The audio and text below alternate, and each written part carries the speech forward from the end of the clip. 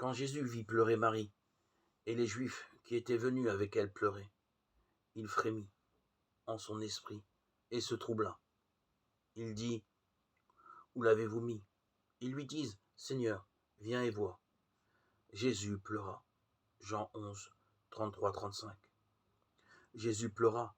Ce verset, le plus court du Nouveau Testament, nous parle avec force.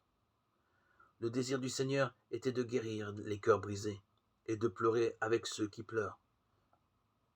Romains 12, 15. Quelle sympathie trouve-t-on dans ces larmes du Seigneur? Il venait de parler de lui-même comme étant la résurrection et la vie.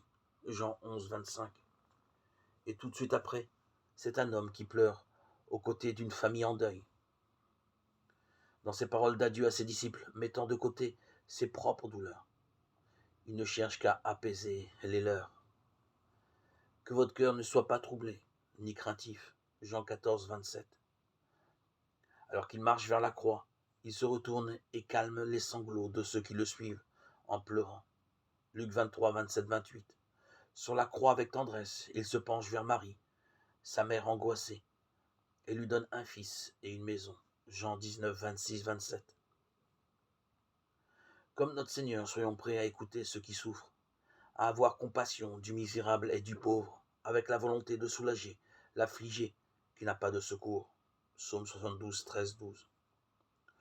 En demandant au Seigneur son aide, pensons aussi à nous approcher de ceux qui traversent le deuil et à leur rappeler: les morts en Christ ressusciteront. Puis nous, les vivants qui restons, nous serons enlevés ensemble à la rencontre du Seigneur en l'air, et ainsi nous serons toujours avec le Seigneur. 1 Thessaloniciens 4, 16, 17.